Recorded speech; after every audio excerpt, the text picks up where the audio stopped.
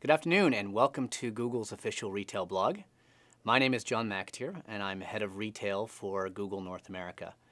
Today we have as our guest Avinash, who is Google's analytics evangelist. He's also the authoritative blog writer for Occam's Razor. Today we're going to be talking with Avinash about online advertising and the effect it has for offline impact. So Avinash, welcome. Thank you. It's a pleasure to be here. Most recently, your July edition really caught my eye, where we talked about online advertising and the effect of online advertising has for offline impact.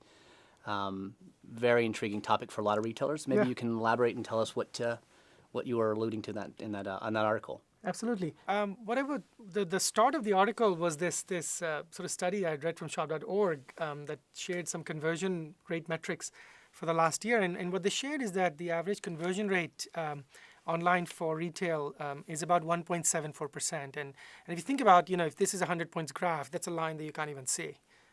Really, right. Most of what's happening in terms of the effectiveness of the website is sort of in this other area, the other 98%. And I think that most retailers, in fact, most website owners, do a very bad job of trying of understanding what happens for the other 98% of the traffic that's on their website. Did they get what they want? Did they solve their problems? If they were all looking to go buy from a store, did they get that out of it or not? And we just tend to focus obsessively, perhaps stupidly, on the blue line, the thin line at the bottom. So that was sort of the genesis of the post. And then what I outlined is this hypothesis that if you want to truly understand the impact of your online channel, it's very important that you consider the impact that it's having online in terms of direct sales, but also understand the other jobs that your website is doing and what it is solving for the other 98%. And the idea was that, sure, you have an e-commerce website and you're getting sort of $10 million worth of revenue out of that. That's great.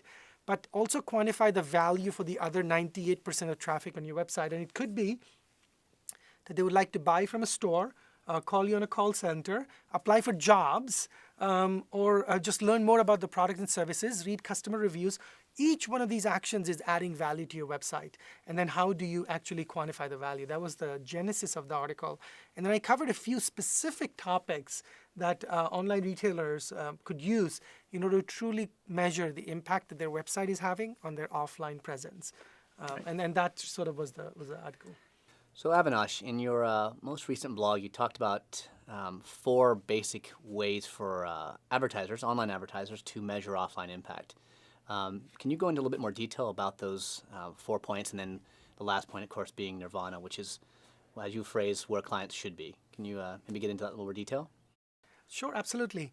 So the initial one was extremely simple. I'm astounded that I go talk to executives from very, very big retailers, and they don't even measure the basic thing. They're still stuck on measuring page views and visitors and all this other stuff that to the CEO or the CMO does not show what is the value of the website in terms of outcomes, right? So the first one was very simple. I used an example from Walmart.com, and I used an example from Home Depot, 2 really big offline retailers, and showed if I was doing the analytics, what I would do in sort of tomorrow morning is go measure the usage of the store locator on both websites. How many people are coming to your website, and of those, how many are actually using the store locator to find the store closest to you? Because that's a great indicator of intent. But I would go one step farther, because on HomeDepot.com, which is the screenshot I used, I typed in 94043, our zip code here, and I looked up the directions from our building here on 1600 Amphitheater all the way to the closest Home Depot.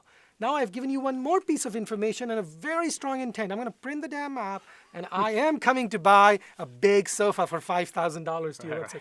So those are the very simple things. And over time, if your website is doing a great job, what you will notice is both of those numbers should go up. And it means that you're solving for people who would like to buy in your store. So that was the most simplest thing. And you could get this from Google Analytics, Omniture, Web Trends, really core metrics, any tool you have, 10 seconds, boom, you have the data, and you can show something. But then sort of it keeps getting better and better, which is, you could actually start measuring other more interesting things. Another idea that I shared was that you should use a unique 800 number on your website, a unique 800 phone number, in general, the entire website, but go one step farther.